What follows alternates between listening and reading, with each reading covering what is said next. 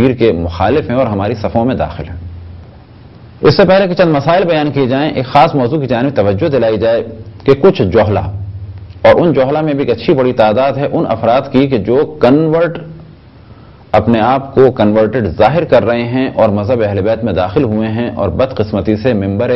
امام حسین پر مسلط ہو چکے ہیں، وہ یہ نظریات پھیلا رہے ہیں کہ ہم عید نہیں مناتے،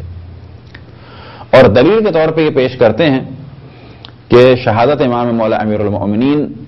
کے بعد ائمہ نے عید نہیں منائی، یا یہ کہ شہادت امام حسین کے بعد ائمہ نے عید نہیں منائی، تو یہ نظریہ بالکل غلط ہے۔ مولا امیر المؤمنین کے بعد بھی عید منائی گئی اور امام حسین علیہ السلام کی شہادت کے بعد بھی عید منائی گئی۔ خصوصاً شہادت امام حسین علیہ السلام کے بعد اگر امام زین العابدین علیہ السلام کی دعاؤں پر دقت کریں تو ان دعاؤں میں سے ایک دعا ہے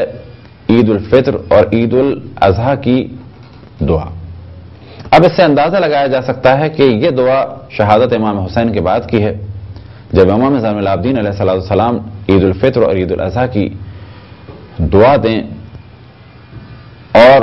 مومنین کے لیے دعا ہو کہ وہ اس دن دعا پڑھیں۔ اب رہ گیا یہ موضوع کہ شعر بیان کیا جاتا ہے، اور جو بعض ویب سائٹس میں بھی ہے کہ امام زین العابدین نے فرمایا کہ لوگ عید منا رہے ہیں اور ہم غم میں مصروف ہیں، تو ہاں یہ واقعہ کربلا کے بعد کچھ سال تک یہ سلسلہ رہا،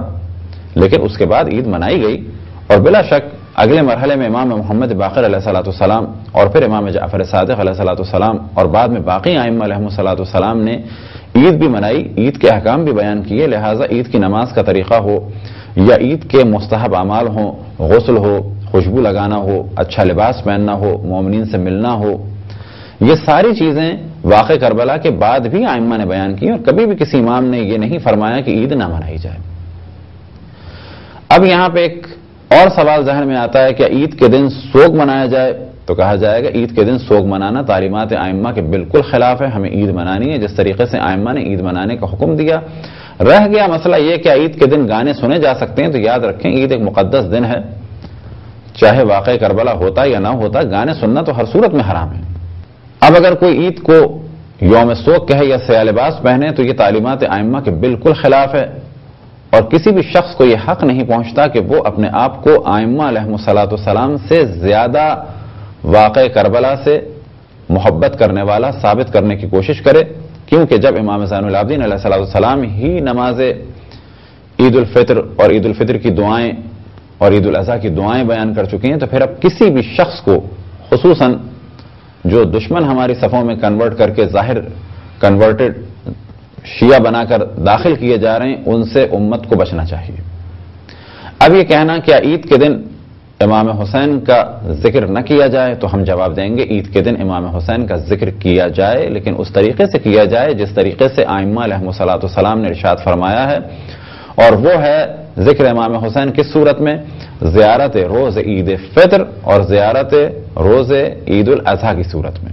زیارت پڑھیں امام حسین کی۔ کیا امام حسین پہ عید کے دن رویا جا سکتا ہے؟ تو کہا جائے گا اگر دوران زیارت آنسو بہہ جائیں تو بلا شک اس سے بڑھ کر کوئی بھی عمل نہیں ہو سکتا، لیکن یہ کہنا کہ ہم عید نہیں مناتے، اس کا حق کسی بھی شخص کو نہیں پہنچتا۔ اور پھر ہم توجہ دلائیں کہ کیونکہ ایک بہت بڑی تعداد عید الفطر میں شریک ہوتی ہے، اس کے خطبے کی بہت زیادہ اہمیت ہے، تو کوشش کی جا رہی ہے کہ مومنین کسی بھی ایسی ایکٹیویٹی میں شریک نہ ہوں کہ جس سے لوگ بیدار ہوں۔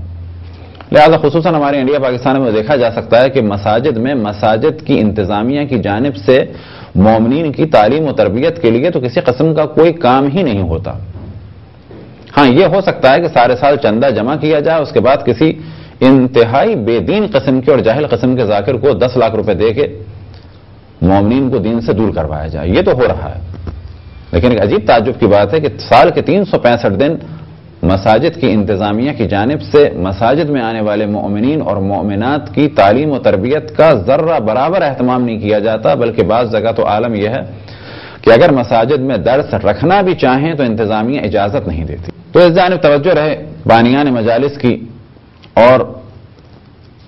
مساجد کی انتظامیہ کی کہ ان پر ایک ذمہ داری عائد ہوتی ہے ہدایت کے حوالے سے، اگر وہ ہدایت کا کام انجام نہیں دے رہے تو گناہگار ہیں، اور اگر وہ ہدایت کی راہ میں رکاوٹ بن رہے ہیں تو گناہگار کے علاوہ بہت ہی سخت ترین سزا میں مبتلا ہوں گے، کیونکہ وہ اللہ سبحانہ و تعالیٰ کی راہ ہدایت میں حائل ہو رہے ہیں۔ یہ ایک مختصر گفتگو تھی عید کے حوالے سے۔ بس مومنین عید منائیں اور ساتھ میں زیارت امام حسین پڑھیں، اور اگر آنسو بہہ جائیں تو نور علی نور، لیکن عید منانی ہے اور اس کو یوم سوگ نہیں منانا ہے۔